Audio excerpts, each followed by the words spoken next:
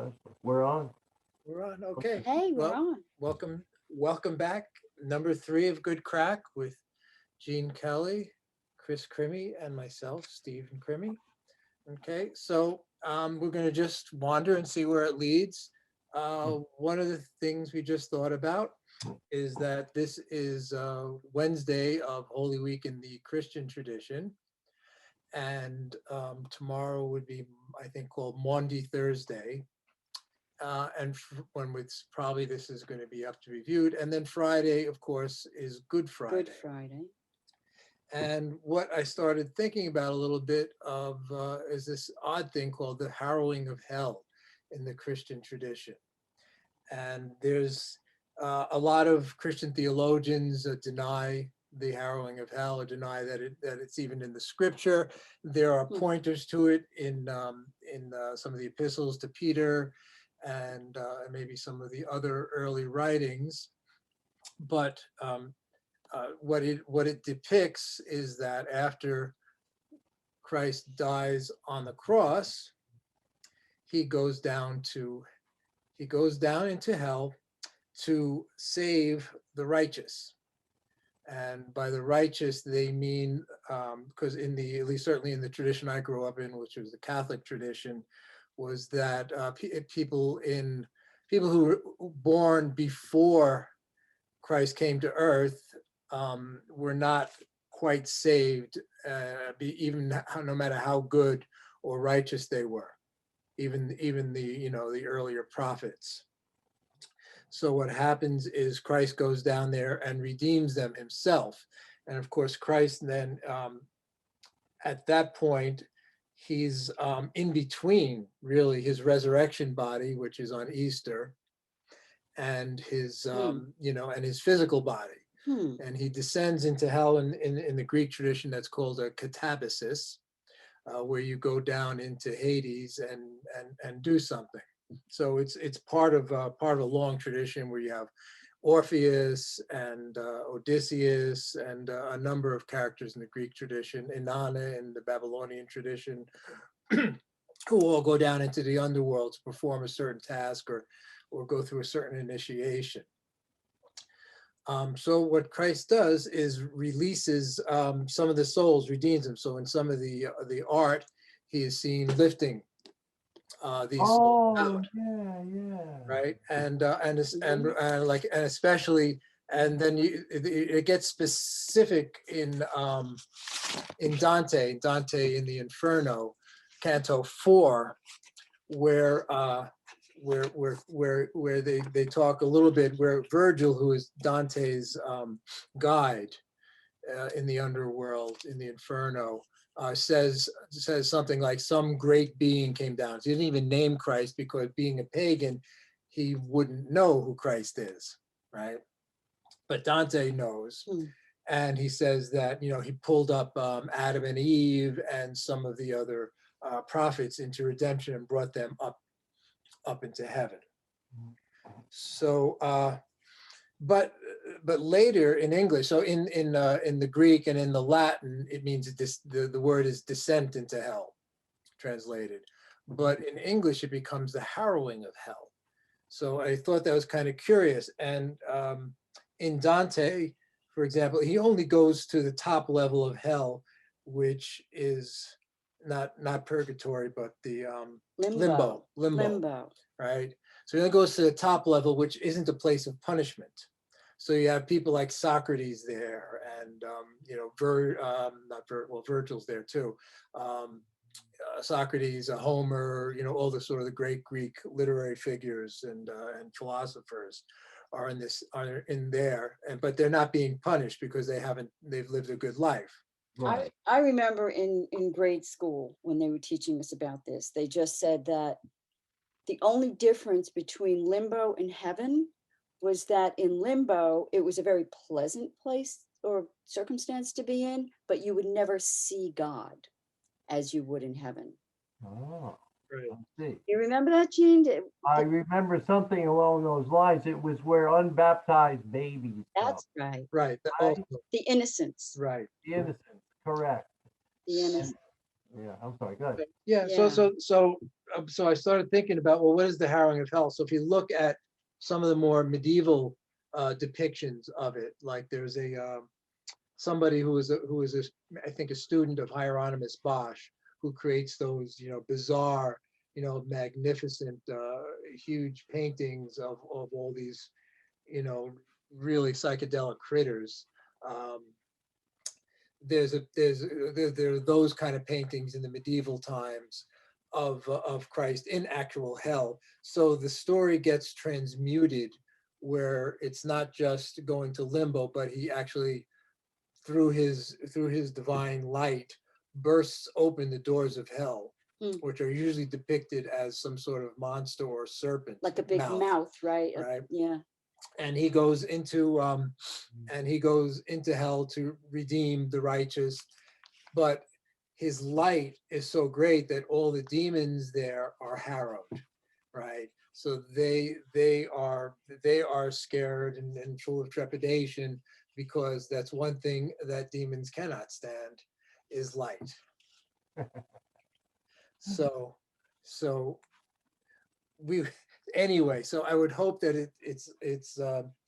it would be a working metaphor for sort of, maybe certain aspects of light being shown on some of the things that have been happening in this country that are The Harrowing less of than Hell, overt. right? So they would be, with the light shining on them, they would just be horrified and stop dead in their tracks. Right.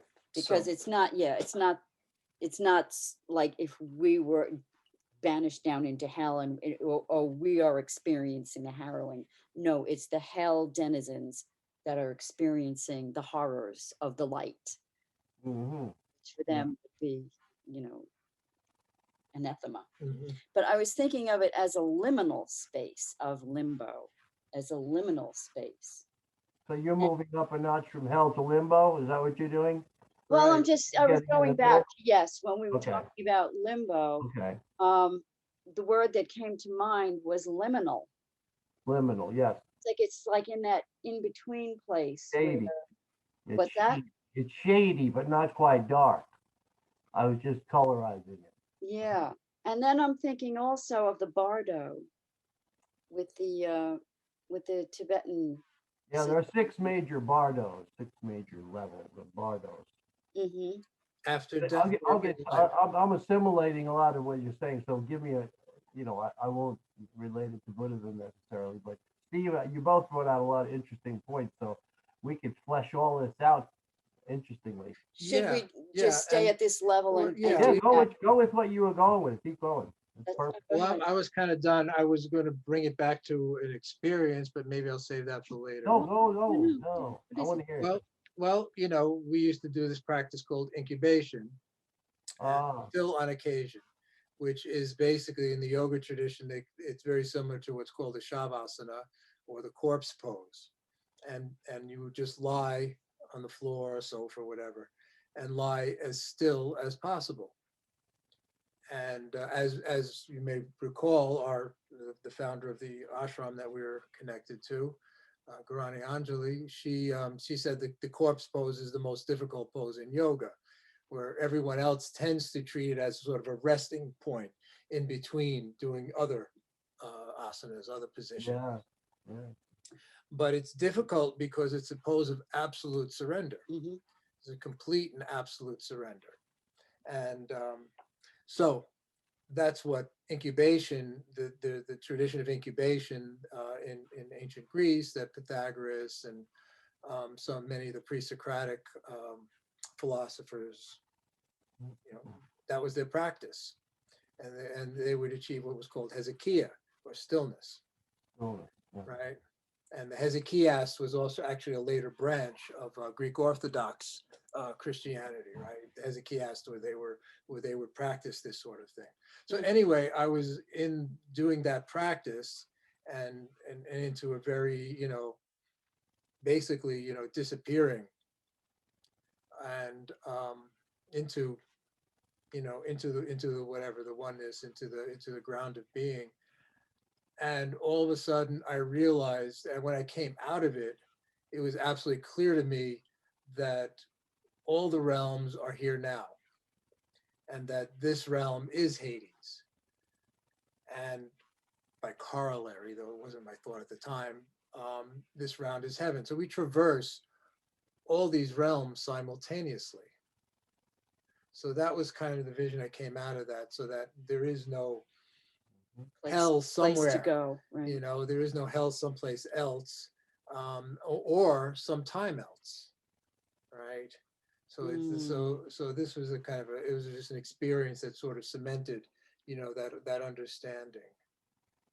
Yeah, those experiences are very important. They may be inchoate or confused at first, but it's sometimes, I know in my case, it takes many years for some of these visions to unfold with any kind of real clarity. Hmm. So, but then sometimes I guess they're visions are unfolded in clarity at different times, in different places, different visions. So there's so many variables. It's hard to, you can't have a solid structure about it. So, but I like what you said about that midpoint.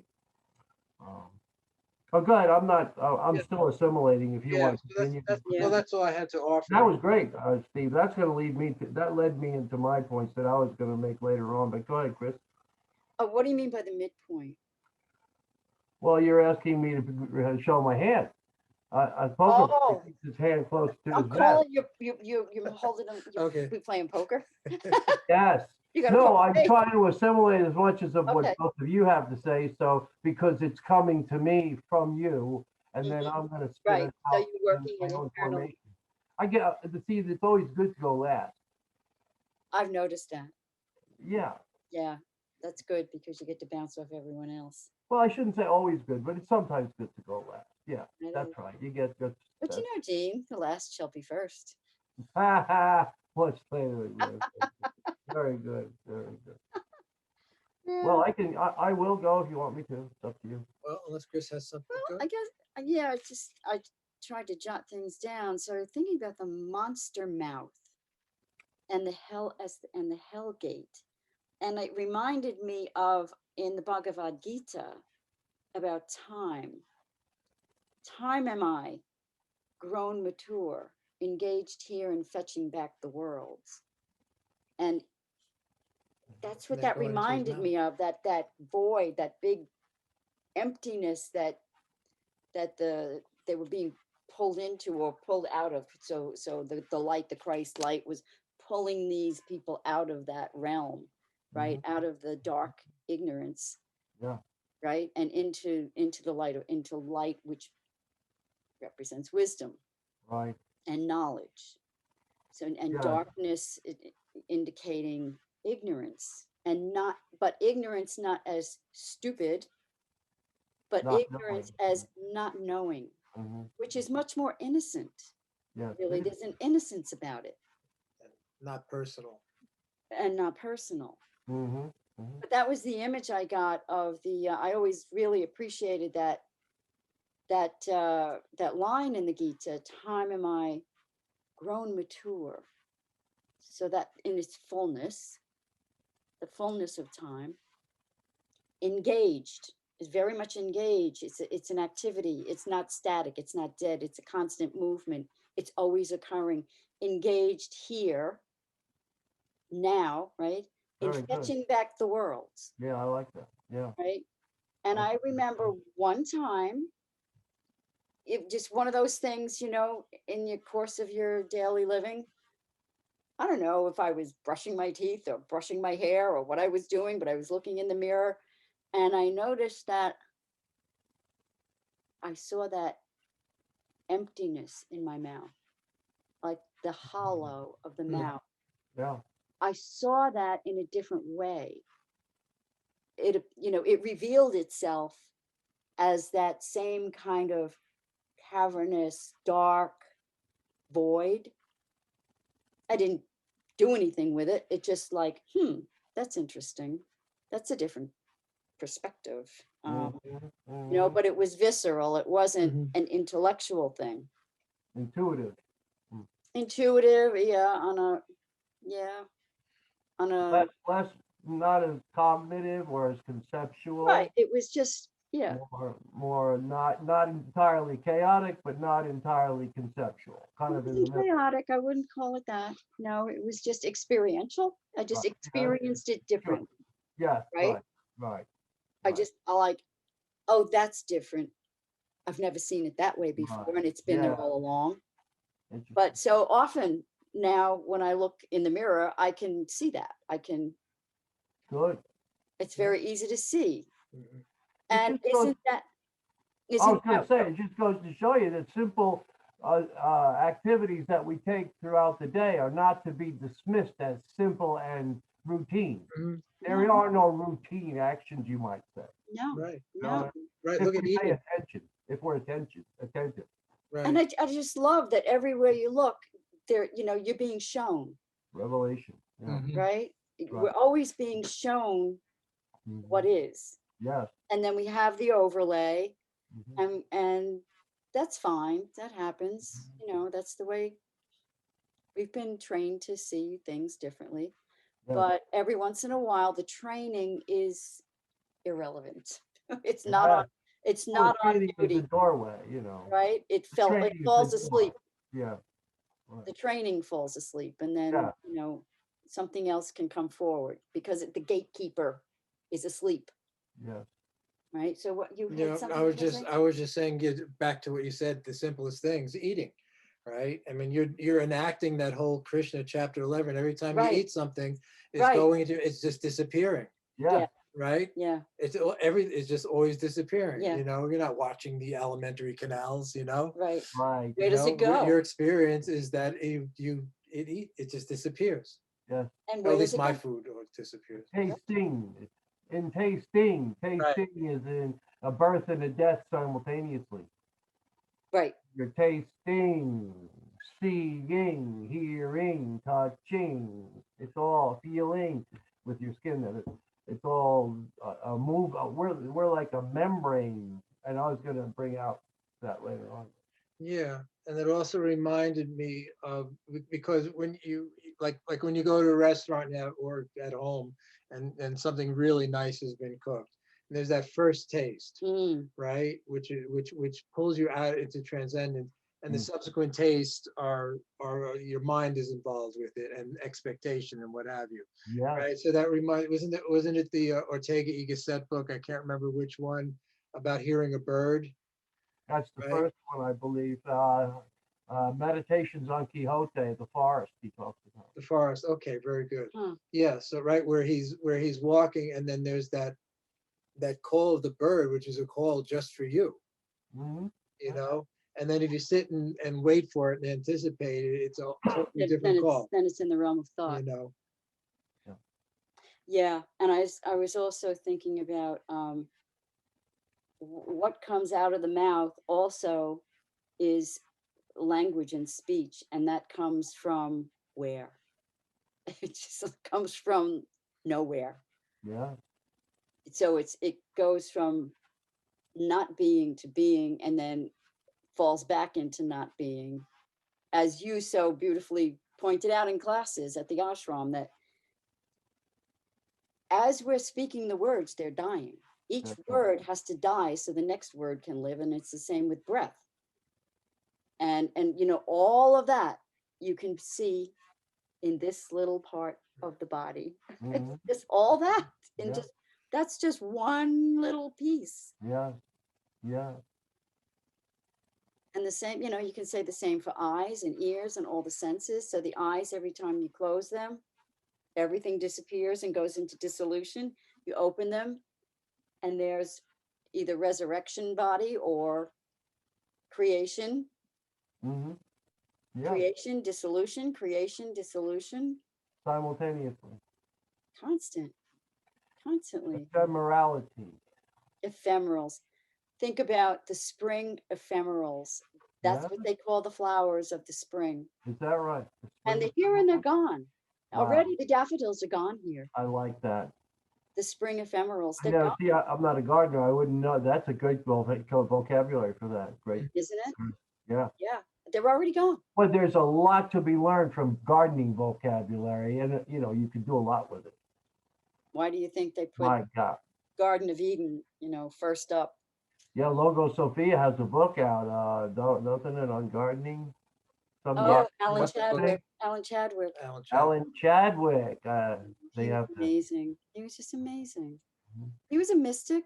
Yeah, I loved it. He had one of favorite lines of his is all birth comes out of darkness. Of course. Yeah. Right. Yeah. Right, but who's Right. right? Right. Yeah. You have to put the seed in, and you have to put it in the away from the light. Yeah.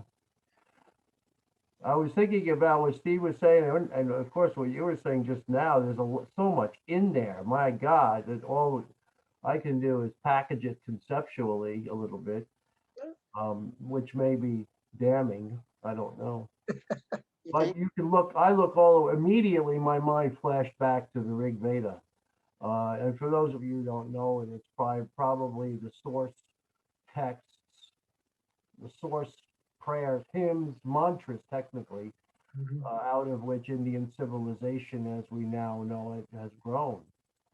I mean, it goes back. It's dated officially back to about 3000 BEC, but probably much further Could be back much older. Yeah. than that. But there's no empirical evidence for that yet. But I think there's some in Mohenjo-daro and Harappa that connect those two civilizations. They're two large cities, Mohenjo-daro and Harappa, that preceded the so-called Aryan invasion, if that ever did take place. No one knows for sure, although some scholars are quite positive about it. Anyway, but getting back to the Rig Veda, or the Vedic imagery, the hells and heavens and mid-range all exist simultaneously. We don't have one without the others. So the hell would have been considered asat, the non-existent, a realm of pure potentiality or possibility. And if you just think about a kid looking under his bed and seeing her bed and being afraid of the darkness underneath the bed and telling mommy, there's monsters under there. Until what? The light shines under there, the parents' light of their speech or a flashlight. See? Mhm. There's nothing under there. And what does the light do? It doesn't only negate the monsters. It brings about a creation of the shoes that the kid left under the bed, or the sneakers, whatever, the dirty socks and the dust. So it brings out a different kind of structure, and that structure erases the possibility, erases the monsters. Right. So the chaos is erased, which Exactly. So what's possible for the child became a monster or some other primordial imagery that scares the hell out of the kid. And what's it doing? It's unstructuring the kid's mind. It's taking the kid into I think you would chaos. Steve just said it's taking him into chaos, which is I find no firmness and peace anywhere, is a line of the Bhagavad Gita as well. Krys, they mentioned to that. Krishna shows Arjuna part of his divine. He gives him a divine eye and shows him his body, the vision, the highest Purusha Uttama or Purushottama. right. And so this hell realm is a realm that has to be entered into. Why? Because most of us get stuck in the dogma of a solid, real world. Mhm. Science, for example, represents that dogma today. What does? Science. Oh, science. Yes. Yes, Not yes. in the traditional sense of scientia, knowledge, but science as we have it today. For some scientists, not all, there is that remarkable way of saying science is purely objective, meaning for them, we tell you the truth. We tell you what is, and there's no contravening it because what we have empirical evidence. Empirical evidence is circular. You only get what you're looking for. So you set up an experiment, and what are you doing? You're establishing the parameters through which your data can enter, or you can enter your data and out of which you expect certain answers. If you don't get the answers you're anticipating, well, either the experiment's wrong, or something, we have to tweak something in the experiment, or we have to change our model of what knowledge is, and we'll keep trying until something gets right. Right, or otherwise you won't get paid by the corporations that are funding the experiment. That's right. That's right. So how, well, we could go into that. I mean, there's a whole can of worms. Yeah, right, but you're talking about real science. Right. So now, in the sense that we go down the hell, why did these ancient peoples feel the need to enter into the asat? Well, a sacrifice in the Rig Vedic period, and we can get to the Greeks too. It was Steve and Chris know a lot more about that than I do. But when you look at the ancient period of the Vedic peoples, they performed the sacrifice by casting offerings into the fire. What were the offerings? The fire was, of course, the god too, Agni. So they cast the sacrifice. They cast something into the sacrifice, into the fire rather, and that fire was received their worlds, their dogma, their solidity, all of the great things. They would put in flowers, they put in this and that, sense, and all the senses, the sensorium was given over to Agni to deliver it up, to let it go. And Right. very often, well, the theory is that a soma, which is also a god, and also the moon, and also a sacrificial beverage that they drank to encourage this insight into this vision of sacrifice. And that moment when that sacrifice took place was called the ritu, where and it's actually what they also call the menstrual flow, the ritu. Uh, so that was a moment of letting go, a moment of having the egg be gone, and then out of the egg comes wealth. We'll get into that. But the point is that this sacrifice was a sacrifice of a rigidly held belief structure, if you will, a world that was sacrificed so that you could enter into the hell realm and what? And gain new possibles. You could refresh your vision. You could cleanse your vision of the old or perhaps rigidly held sacrificial worlds that were in contestation with each other, fighting with each other. These realms, these tribal peoples would actually fight over who had the best worlds, who chanted the best prayers. These were people that these were. I got to turn that phone off. Somebody called by, I don't know, from Australia. Who knows where? So the sacrifice was a moment wherein rigidity and dogma could be sacrificed and a new world born out of the entrance into hell. But you first had to make that catabasis, that entrance into hell, to be reborn and realize that the worlds that were being reborn, you that was being reborn, was a conditional, a contingent world. It was not inherently real. It was real in the now, in the present, to do a function, to live out a function of daily life, whether it be from childbirth all the way up to maturity, to the way we structure our tribe, our culture, our way of being. So in case something was going wrong, or in case there were problems with it, the rishis or the seers, the priests were called upon to enter into the realm and come up with revisions and trance, like the shaman goes into a trance to come up with a cure for the illness that was held to be a spiritual illness, that is an illness of the interior, not just an illness of exterior signs such as mucus or a rash. So this sacrificial action necessitated hell.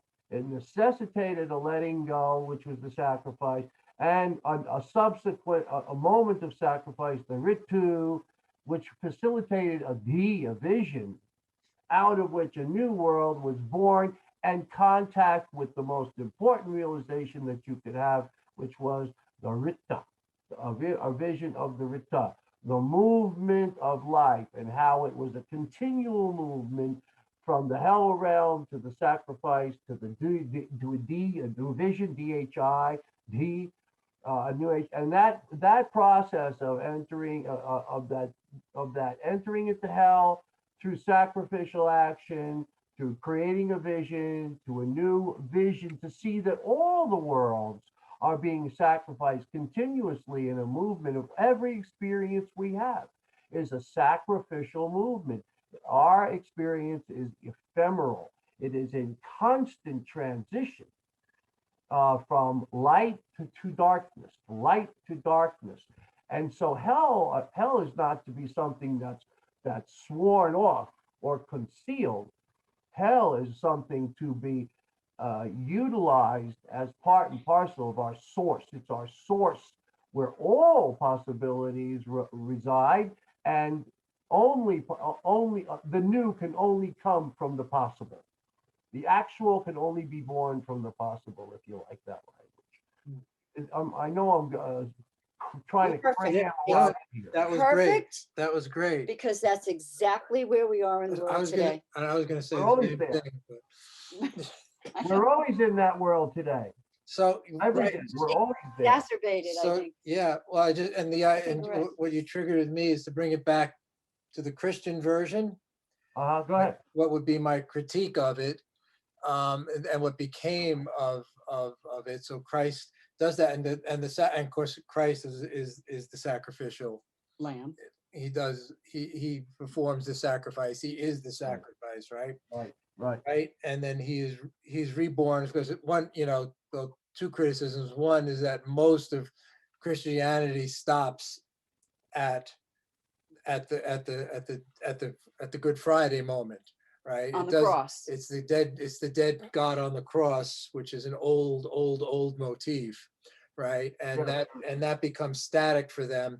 And what happens is, and he did that for us. So the critique of that I have of Christianity, that is where it became, salvific, and it's just this one time only act, right? It doesn't become this act, as you say, that has to become done over and over again. This Yeah. continuous sacrifice, Yes. right? This realization of this continuous sacrifice. And not that it right? has to be done over and over again, but that it is done over and over Yes, again. sure. Whether we can't As we stop it speak.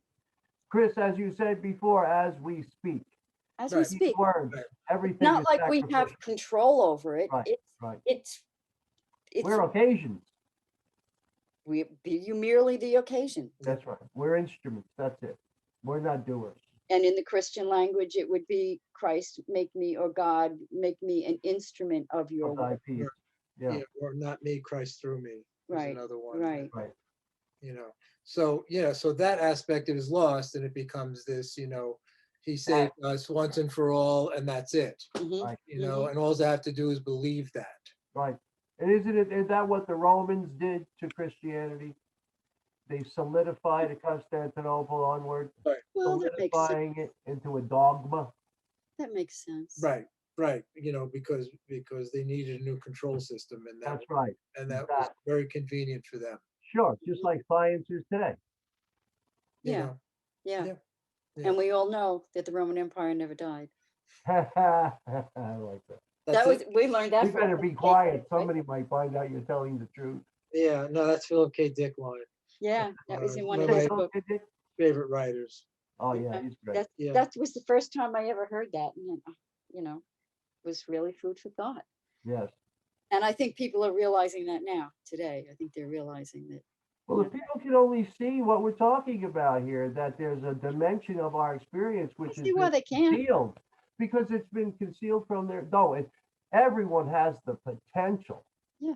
But the educational system that we have been incarnated, Mhm. through no faults of our own, has been so regimented and dogmated. There's no light that can get in. That's In other right. words, we can't get to the catabasis. We can't go into hell.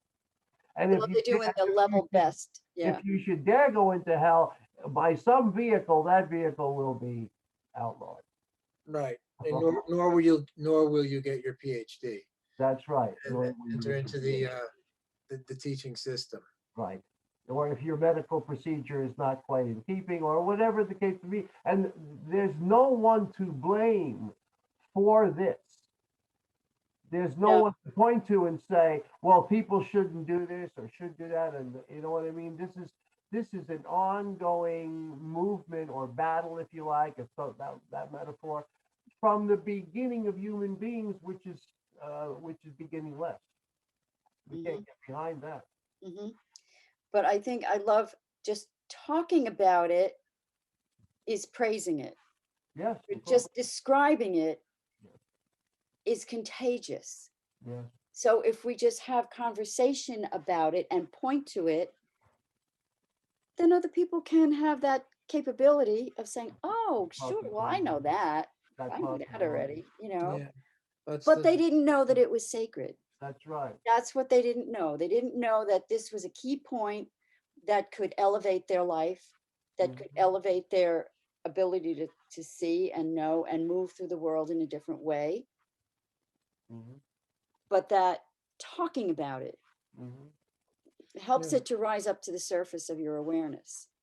Yes, in and that's. Sanskrit, I'm sorry. Go ahead. yeah, they're saying in the Sanskrit, to name and to praise are the same word when you say namaste.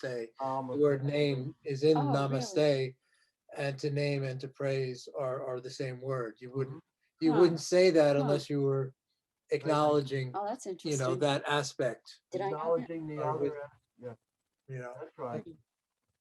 That's So, you interesting. know, Krys, we used the word sacred before, and I wanna listen. Uh-oh. I'd like to put a match under that word. Put a match under Yeah. it, Gene. Because sacred has historic. Every word has a history, and the history of that word was born in kind of a dogmatic holding. The sacred, it's transcend. It's not in our experience. It's beyond. It's always somewhere other. The sacred. Okay. But I'm always suspect of people who have to rely. Not that you did, because you're not relying on it, but authors and authors, let's say primarily, who rely on that word sacred to Mhm, justify something they can't explain in everyday terms. Mhm. mhm. Because this is ordinary as you can get. You know what I mean? Yes. Ordination, ordinary, ordinal, cardinal. This is as ordinary as you can get this vision of life. And yet when we put the label sacred on it, somehow it's just out of reach, isn't it? Right, That's- and that and the word spiritual. Yeah. And Yes, there's another one And I struggle. Sorry. to find Go another. ahead. No, go And ahead. I just struggle writing, to come up with words. Agreed. You Yeah, know, it's really difficult. that's right. Alternatives, you mean? Yeah. Yeah. Yeah. To the Yeah, those dogma. linguistic traps. But I like that the ordinary is the sacred. That Mhm. I think that's the exciting thing for me about all this is it's so ordinary. Yes. It's like opening your mouth and seeing, Yeah. looking into the void. Right. You know, that's what's more ordinary than that. You can Right. do that every day when you brush your teeth.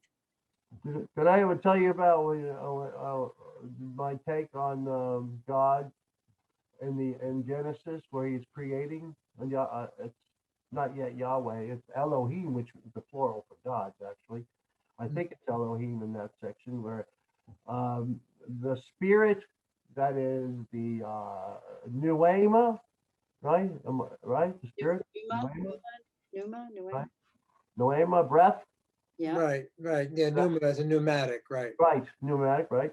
The spirit of the Lord, when God was about to create, the spirit of the Lord moved over the waters. Mhm. And I mentioned, I don't know if I mentioned this to you guys, but that's saliva.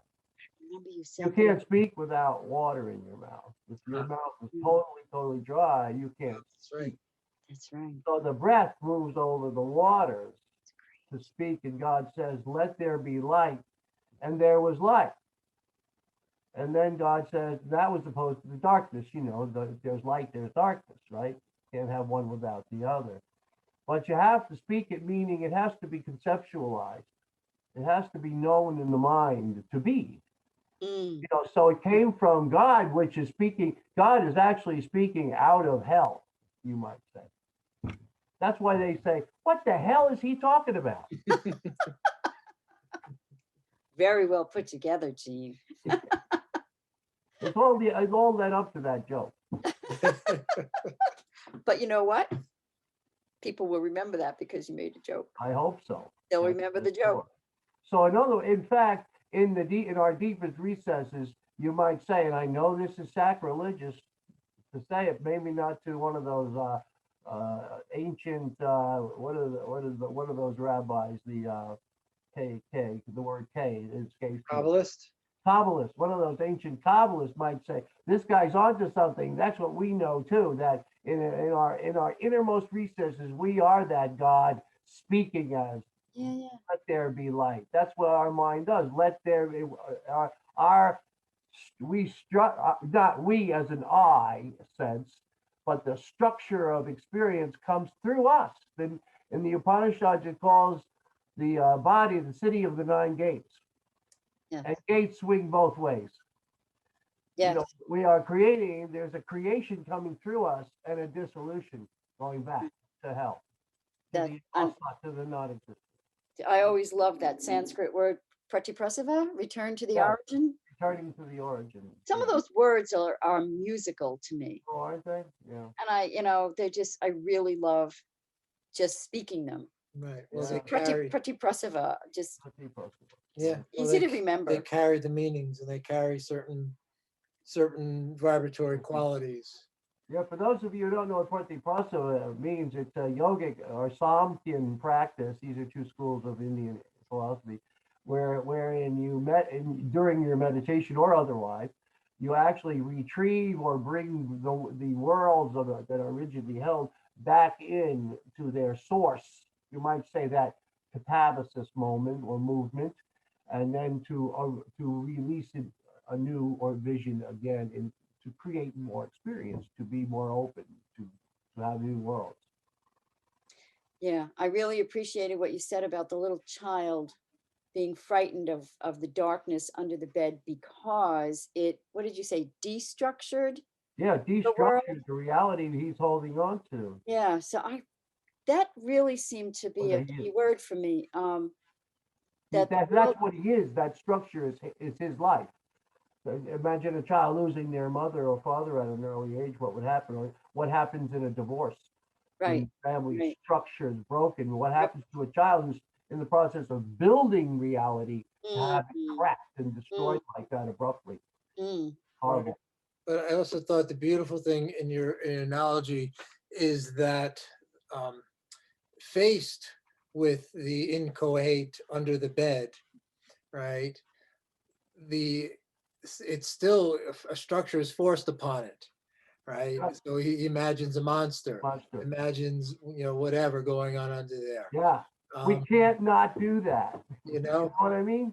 I just had this strong memory. So in my bed that I grew up in Queens, New York.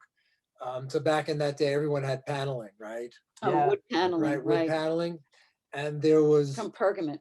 Paneling was new in my day. Paneling was Right. new. and Was a and big and deal. right, to where next to my head where I slept, and I probably had a nightlight on of some kind, I guess. Mhm. Then maybe my parents turned it off later. But there was, so it had all these, swirls from the knots in the wood, and there was this one that looked just like an insect, right next to my head, and I grew up absolutely positive that every time I closed my eyes, the insect would come out of the panel, And why not? and it probably did. And why not for a child? The rigidity of the structure of the insect's life and how their habits were not yet solid. That's So right, an insect could have come out of the wood. that's right. That's right. Lest you All become as a possibility. little child, you shall not enter the kingdom of heaven. Right? That's right. That's for sure. Yeah. Or suffer unto these such as the kingdom are in the kingdom of heaven. These children. Yeah. So I wonder why it makes me think why that seems to be a universal experience for children. It's not cultural, No, specific to any particular culture, no, the but it structure. seems to be a universal thing that, Universal structure, I would say, rather than the words, right? Is that what you said? yeah, The flesh. universal experience of children to be afraid of the dark. Yeah, yeah. They're just coming from the dark through the birth canal, in a way, from our side. That's what we see, perhaps. And so everything to them is, where the hell am I? So then Why their is it need is to fearful? put together a solidity that they'll spend their whole lives trying to fabricate or to get just right. Get a hold Once on they get that Porsche, once they get that helicopter, that fire truck. that fire just to get, yeah, the fire truck, right? Um, Just to get it right and hold on to it, and then it keeps getting destroyed by the very movements of life itself. So the rebuilding is constant. Okay, so that's why there's fear involved. That's why it's frightening. Yeah, moorings. We need our moorings. We can't act without a frame to act in. True. So Ortega Gasset, one of my favorite philosophers, said very simply, he's simplifying Husserl, the phenomenologist, by saying things are what we do with them. Mm, They're not things that just sit there in our conceptual mind. Things become what they are by our desire, our use for them. for sure. Our circumstances are built out of use. That is, we need certain things not only to survive, that's only part of it. That's a Darwinian approach, you might say, where survival is the key factor of our genetic movement forward. But what human being do you know that would settle for mere survival? We want happiness. We're striving to be happy.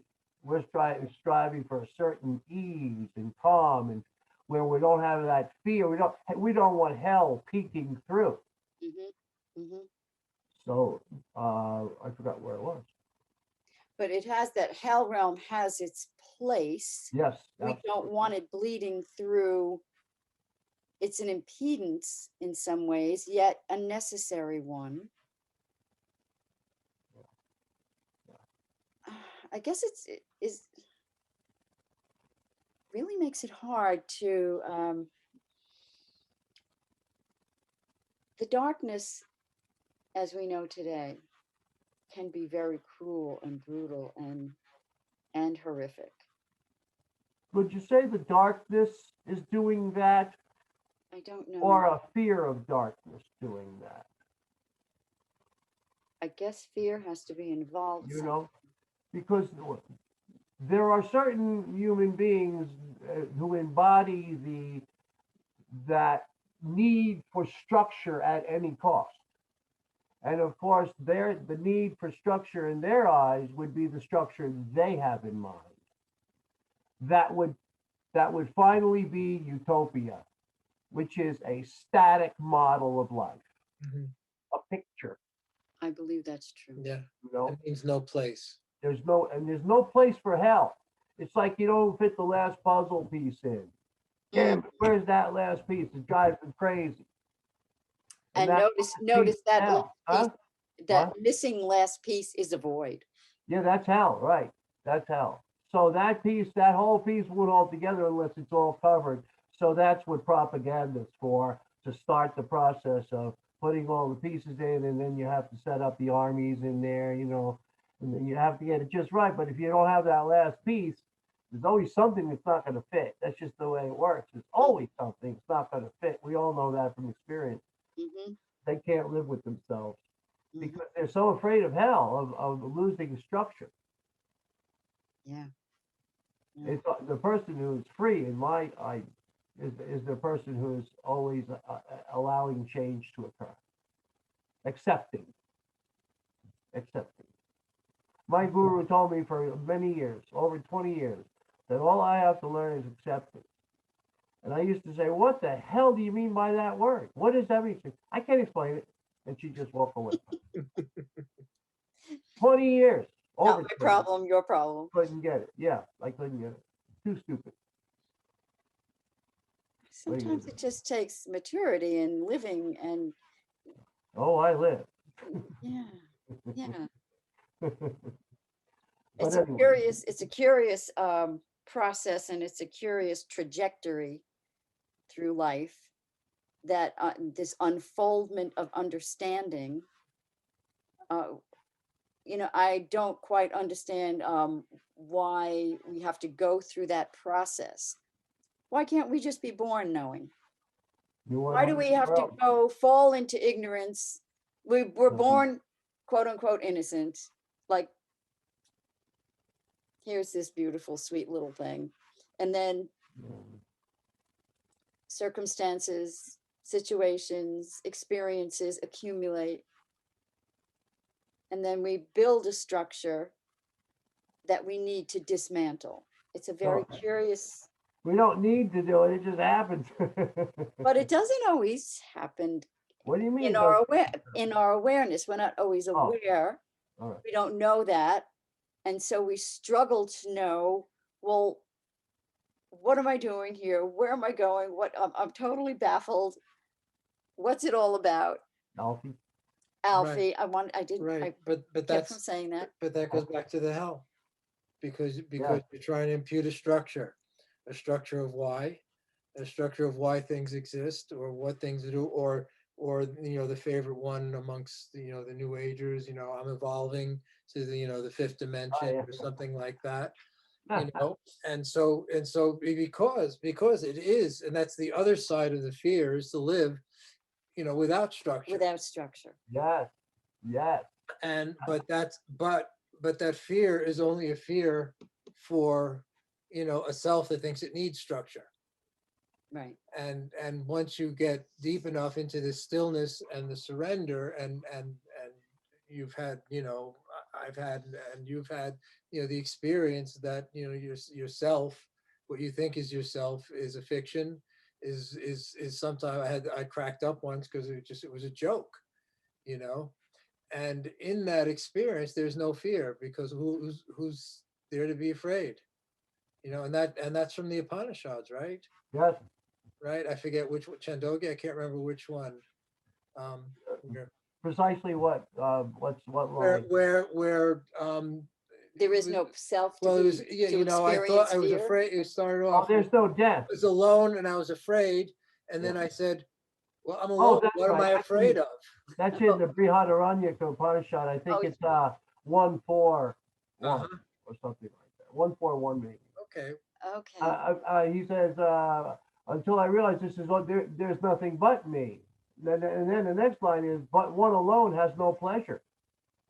right, So he was as big as a man and woman combined, or so I'm reparaphrasing, and he split Right. himself into two. And so he said he's now the second half, the Eve, you might say, of the couple.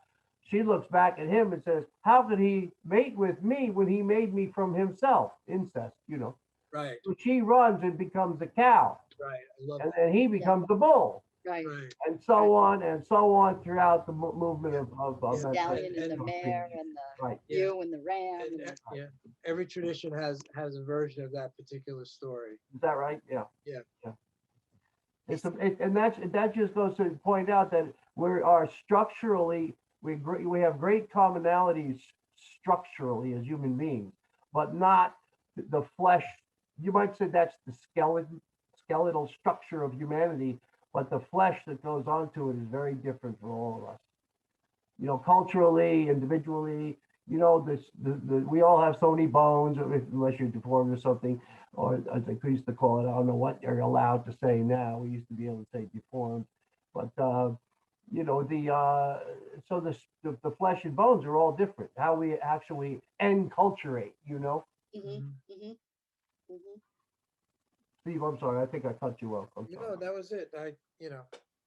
I'm just trying to be empty here. Pretend I have something to say. Well, I've been enjoying, you wrote something earlier in the week to us in an email about pay attention to, are you going into the same room every time? And right, and right. and the I'm glad- element, what caught me was I'm glad you brought that up. the element of surprise. Mhm. And that kind of tickled me. So I enjoyed being surprised with awareness. So each Yes. time awareness was allowed to be, not covered over, Right. everything was new and Mhm. surprising and filled with awe. It was awesome, right? So, oh, surprise! Oh, and it's Awesome and awful. and awful, and there's like an uplift that's Yeah. involved with it, right? Yeah. because you're unburdened, because it's new. It's not, you're not burdened with something that's been, harassing you forever and ever and Right. ever. Oh, I can't kick this habit or what have you. And but the element of surprise, everybody loves a surprise. Yeah. Remember in the ashram one time you said, why do we wrap presents? Oh, yeah. I just thought, wow, that's great. I love that idea. Right. Because it's pure potential. It's Yeah. pure potential. Yeah. Unraveling. It's always that the mystery. The mystery is The within. empty box should have been the present. Wouldn't that be great? That would really be a Yeah. surprise. You know what came to mind just now? Rod Serling, The Twilight Zone. Why? The Which in one? between, the structure and the unstructured. There was a twilight zone, The where liminal anything space could again. happen. Yeah, yeah, right. Where It's back in limbo. Yeah, where anything could happen. So That's right. wouldn't non-baptized babies be in limbo when you think of limbo as in between the structure of Christianity and hell? Mhm. So that's where they belong. If they're not given the structure and they're innocent, I Yeah. wonder what the root, the etymology of the word innocent is. I don't know. I know the word. Maybe We we were can. talking about the word hell before. That relates to a Sanskrit word called for the cap, skull cap, and covering.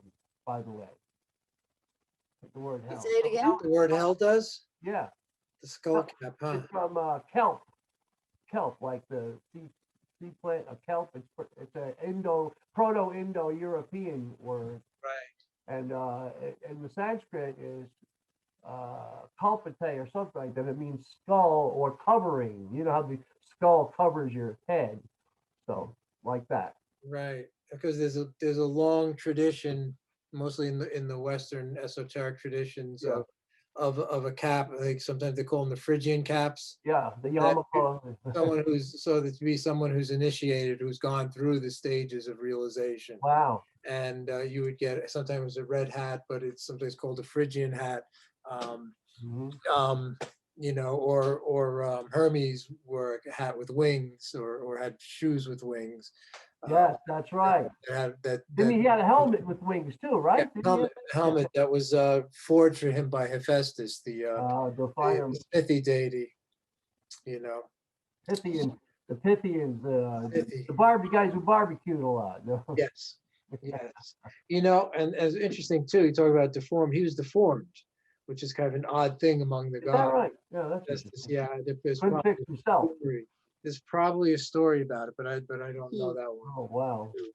He couldn't fix himself or make himself whole, but he could make others whole or something. I don't know, somewhere in there.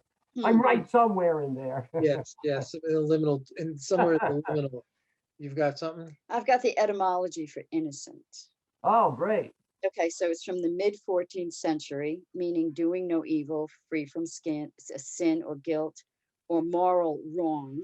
From the Mhm. Old French, innocent, meaning harmless, not guilty or pure, Uh-huh. in the 12th century.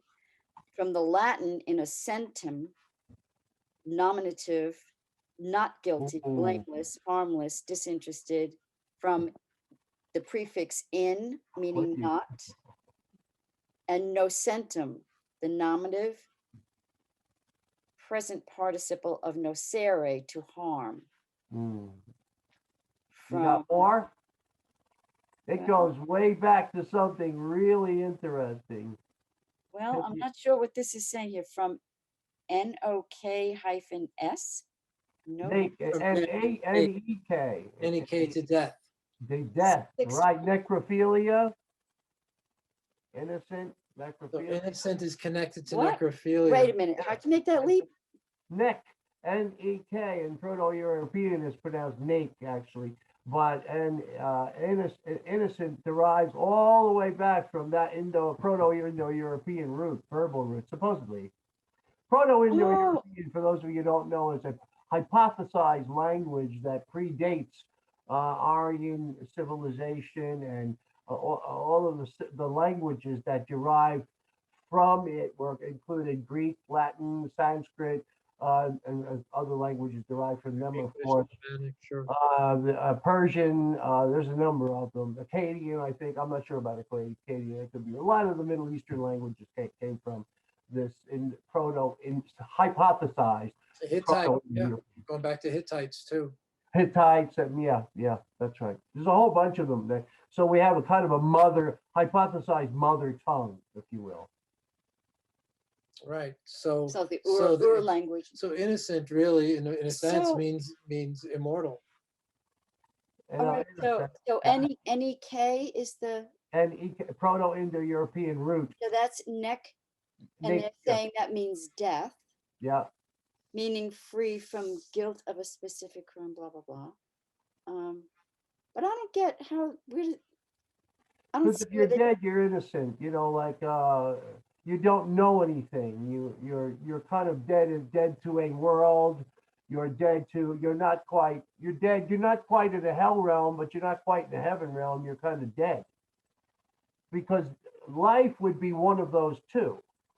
You'd be frightened to death in the hell realm, or you'd be alive and dogmatic in the. And of course, the extremes. You'd be frightened to death in the hell realm as an extreme, or you'd be living dogmatically in the heaven realm as an extreme, like the gods. The gods are said to live for long periods of time in great blissful realms, whereas the demons are said for long periods of time to live in torturous realms, realms where they're in pain, torturing, being tortured and torturing. It's funny how tortured people torture.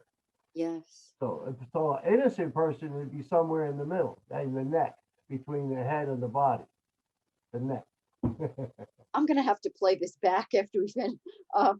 They do go on to say Indo-European words for innocent are generally negative compound for the word for guilty, like not guilty. An exception is the Germanic group represented by Gothic SWIKNS. Swickens? Necros, corpse in Greek. Nex, Latin, violent death, murder. Nex is Latin, to harm, yes. As opposed to mors, MORS, that's another harmful word. And Greek, nekos, meaning dead, or necros, body. I said that right, right? Necropolis was Necropolis, right? City of the dead, yep. So it's nasyate, a verb nasyati comes from that in Sanskrit, disappears, perishes. Huh. Nasyate. Well, that's really, Well, linguistics is fun. Etymology is fun. love it. But it's well, again, a lot of it's hypothesized. They're just figuring this out. These linguists, they're what they do. Some of them. There's all sorts of things in linguistics, but that's some of the things they do. Trace, origins of language. It really is fascinating. Yeah. It's really Now, fascinating. I don't know if the biological neck comes from that. I just threw that in there. It might. I don't know. Well, maybe in you made it work. Maybe I should look up revolutionary neck. France. Look up what? Look up the word neck. NECK, right? You I could do can look that. up that. Sounds like an Anglo-Saxon word. Yeah, could be. Hanging by the neck until dead. All right. So Yeah. So then there's and what this other little thing you wrote in sort of a meme or maybe it was part of your blog, but this whole idea, maybe you can remember the specific wording. I didn't pull it up or anything, but about talking about not meeting. How many times do you create the same person every time you see them, right? And I think this runs back to what we were talking about with the reason for the sacrifice and all that, because one of the dangers that in my life and what I do all the time, and I think most people do all the time, especially with public figures, Mhm. We all know who Bill Gates is, right? But none of us know who Bill Gates is. None of us have met him. We've created him and we've concretized him. And he's an easy one. But we do it, and I do it with Krys, and I do it with, when you do it with your partner, Yeah. you know, and it's getting back to it. It's never the same person. Yeah. You don't step into the same person twice, There you go. you know? But I think that's really important to keep remembering, Yes. to keep putting together, because that loosens, that's another, you know, way of loosening the structure that's keeping you bound. Well, And let me jump in here for just a second. When you said it's another thing to keep remembering. right, Now, what I want to say is it's not remembering in the sense of conceptually bringing to mind. It's remembering in the sense of the absence of a habit okay, yep, that you abandon, that a habit. That's why I was going to point back to what you said earlier. Most of us would say, well, we create our circumstances, or I created my partner in a habitual manner, but it's not really us that's doing it. It's done before us. You might say our habits of mind or karma, historical determinations, are out in front of us. We're at the effect side of those. Huh. Oh, that's Whereas the causal fabric is the mind, and it's fleshed out with prior acts, habitual acts of body, speech, and mind that create the person. And we're at the effect end. There she is again, my wife pissing me off, or my husband, the real rat, that I kind brought him flowers you, today. What are you you talking about? always do that. What's that? No, I didn't mean to be that true. That's not true about you two. I'm just saying. I know. No, I know that- you know. So, this is something that this is how husbands and wives or other partners fight with each other or argue with each other. They demand that habitual be met. And I anticipate you like this, and you're gonna be like this. So this is what you're saying when you say that it's out. That's what's out in front of us, is the Yes. anticipatory, Right. structure. Yeah. Karma and the It's like a mind are hologram. faster than our thinking. So our circumstances are being generated before we get there by the intention we come to them. But most of us don't see our intentions. We're not observant enough to watch how this process takes place. If we could just be watchful, we could suspend the karma while it's at a subtle moment before it's concretized into a reality. So is that That's what meditation's all about, by the way. and is that what Gessett was talking about when he titled his book Historic Reason? Historical reason, yeah. Historical Reason. So it's the historical, it's the story of the person or the circumstance that we anticipate. And then when the But we don't actuality- anticipate it. We're not anticipating. It's anticipatory, you might say. That's a better way of saying it. If I say Okay. no, the mind and karma are out in front of our anticipation. They call, you might say, they're subliminal expectations, and with a driving force, they're anticipations, but they're not done by us conceptually. They're done by us habitually. Wow. They're done through us, not by us, through us. Amazing. And so we feel at the effect of the other, Wow. of the circumstance. Something went wrong in my circumstance. How many times are you looking for that last piece of pie in the refrigerator, and you have your heart set on it all through dinner, and you go into the refrigerator, Gone. and perhaps one of your kids ate it, and without your permission, because it was mine. And then you say, what did you do? Who ate my pie? Right away there's anger, not because the pie was eaten, but because we anticipated it so strongly that the desire made we went to the refrigerator with that refrigerator held a treasure which we wanted. And that's the way, that's not an analogy, that's the way it works. And that goes for small things and little things like pie. Yeah, and that's Right. and our suffering resides in all that. That's right. Desire. In the Rig Veda, it says desire is the seed of the mind. Yeah. The primal seed, the Adi Bija, the primal seed of the mind. What was it? Yeah, I think it's Adi Bija. Yeah, bija is Sanskrit for. I know Bija is the mind, Seed. it's the seed, but I'm not sure if it's Adi in front of it, or I'm not sure of the grammar. I forgot what's the word. But it is, Yeah, Adi. desire is the primal seed of the manos, of the mind, the bija.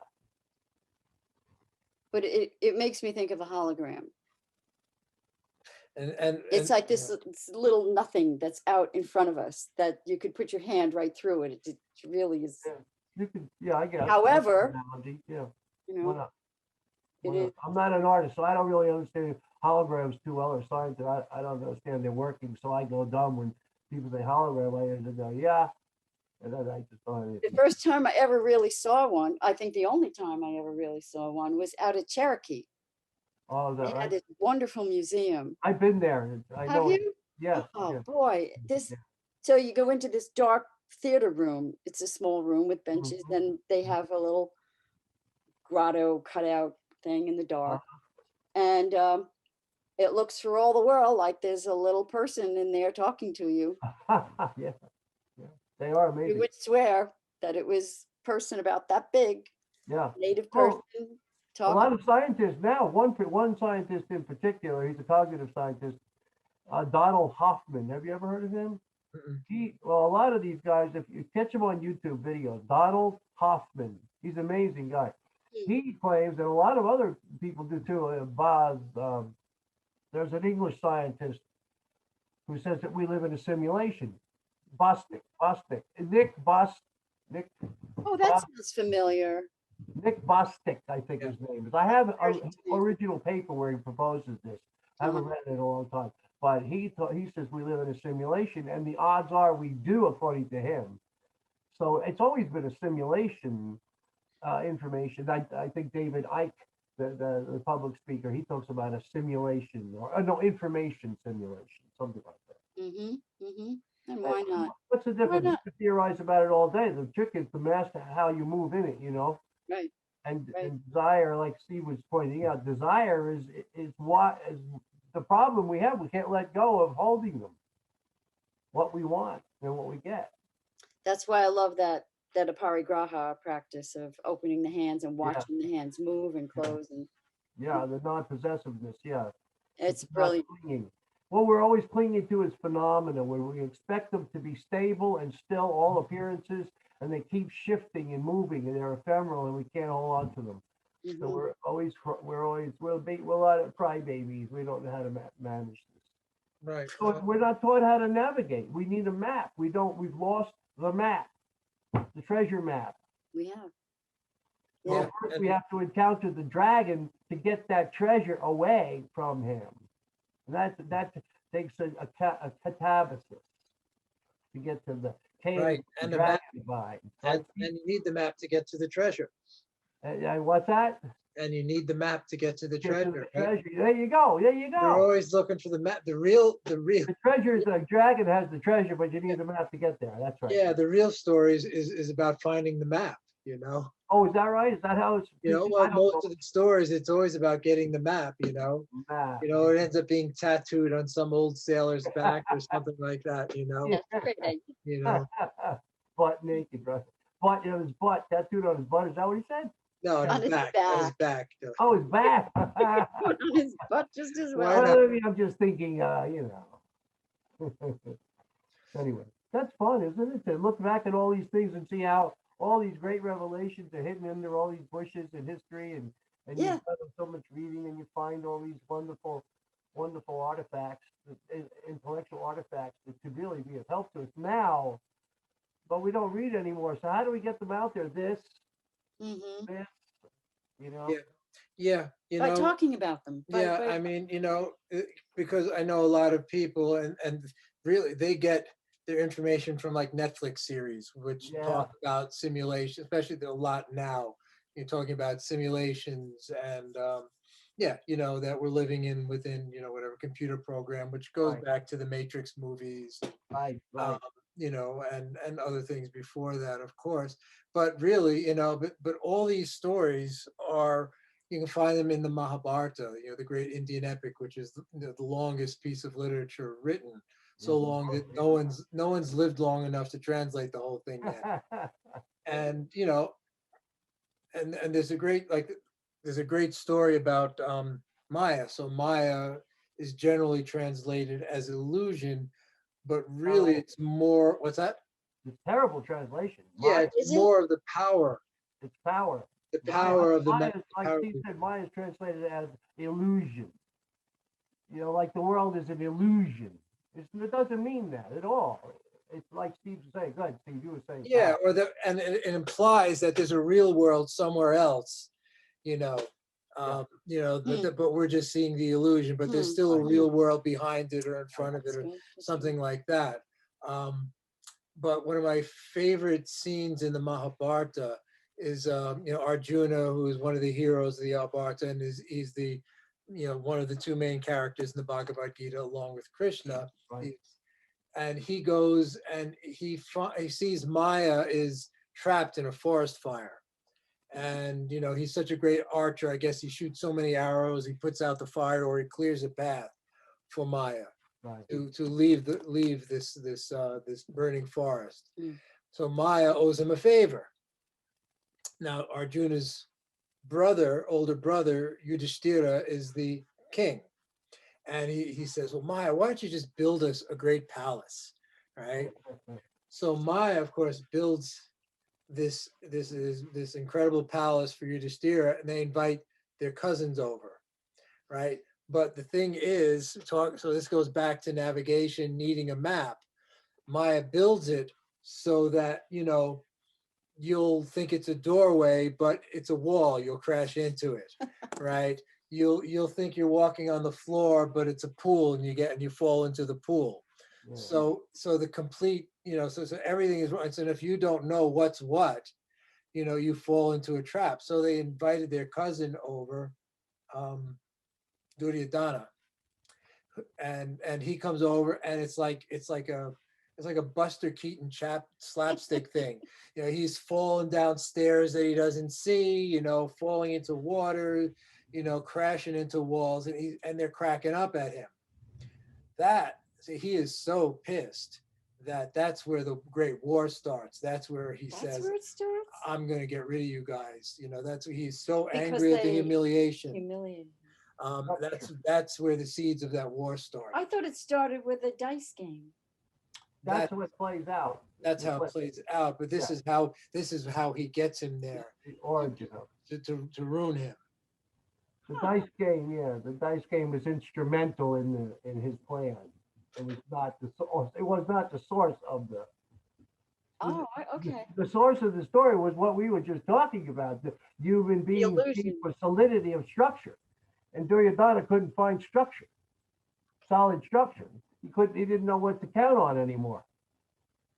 Wow. Right. And isn't that Ortega's theme, knowing what to count on?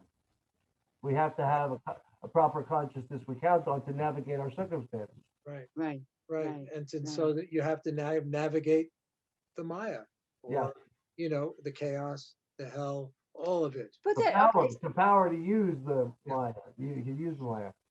I think we lost each other. Did we? No, I lost. You're there. yeah. Okay. Hey, But, can you give me a break? Because I got to get a drink of water. I'm Sure. Can I Sure. go? Yeah. Do you want? Okay, I can do a Yeah. pause. You can edit if you want. It's up to you. I'll do a pause. Okay. All right, quick break. So go ahead, Krys. Well, I'm wondering, so it seems to me that Duryodhana was at a disadvantage because everybody else seemed to be in on the joke that Maya was this great illusory imagery, and he's falling down stairs that he couldn't see, and it seems like a really cruel joke in a way. So what do we do with something like that? Like what specifically? Well, You mean it's bad? It's wrong for him to. but no, but just describe his- there's no way that he could have known. So he walked into this. Of course, he was furious. Yes, There there is? is. There is. So what If is? he had, because he was a very proud person, and if he had, studied in the manner that would have been appropriate for him as a king and a leader of his tribe, he may have had the knowledge to see through that. Oh, okay. Good. So it's not like a complete trick, because there's always, a back door. There's always a way for it to be revealed, right? Huh. Right. But if you're just going headlong and trying to prove something or trying to be something, you're not going to be able to navigate it, not going to be able to see what's right there in front of, or the structure, the structure of reality that is coming through you. Yeah, I don't know the story well enough to know if Duryodhana is created to be a bad guy in the story or a good guy, or I don't know how it got to the point where Duryodhana goes to visit them. I don't know enough about it. Maybe we could talk about that in another video, but it's fascinating. But again, it harkens back to the main point that he couldn't navigate his circumstances without an appropriate structure, as Steve was saying, the map of some sort, or a knowledge that maps are required. Well, I feel that so many people in the world today are not exposed to knowledge, I don't have the good fortune to have someone teach them or show them the way. And then they stumble and fall and walk into walls and fall into wells and that sort of thing. Yeah. And I end up feeling, well, the poor guy, Yes, of course. Yes. Yes. But that goes back then again to my always wondering, well, why organize a world this way? Why organize a world where it's so challenging for people there just aren't that many teachers to show people, and it's all kind of fallen apart. Well, one of the things that I've come up with regard to that, like, there was a philosopher, Leibniz, Gottfried Wilhelm von Leibniz or something like that. Yeah. I love Leibniz. He was I studied him in grad school, and I forget a lot of his things. Anyway, he asked the question, or he posited, is this the best of all possible worlds? And his conclusion was this: it is the best of all possible worlds. Aside from, I just want to throw it out there, but aside from the point, what I'm trying to say is, as far as the best of all, we have to stand outside of our experience in our life to ask that question. We have to become rationalists. We have to say somehow we can stand outside of all this, look at it objectively, and see why it had to be like this, or if there's a better one. Where are we standing to do that? In other words, how do we get outside of what we are to see that? To know about a best or worst. You're looking at best and worst in absolute senses, right? You're saying, well, best, better, worse, worst. Those are comparatives, right? So where would you stand to know if it was best or better or worse? Where would you be standing? Outside of it. Right. You would, yes. To judge it. How do you get outside? It's got to be a mental gymnastics. Yeah, but then you're still carrying your own history with you to move out. You know what I mean? You can't escape your karma, so to speak. So no matter what we come up with, we're going to come up with a theory that's based in what we already know. We can't get out of our own skin. Yeah, I can see that.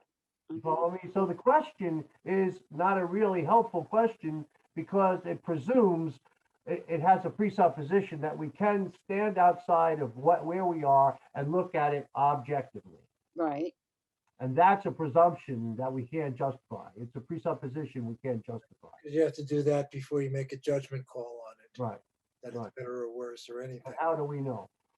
So I think I brought this up in the last video, Wittgenstein said, I'm not sure why we're here, but I'm pretty sure it's not to have a good time. Probably a pretty good note to end on. Yeah, right, isn't that? Well, hold on that. There's one thing I wanted to bring up. There's one important thing. We used the word illusion through this when we talked about Maya. There's one thing I want to impress upon people who get to study Eastern philosophy, or if they wish to delve into Zen or yoga or Buddhism.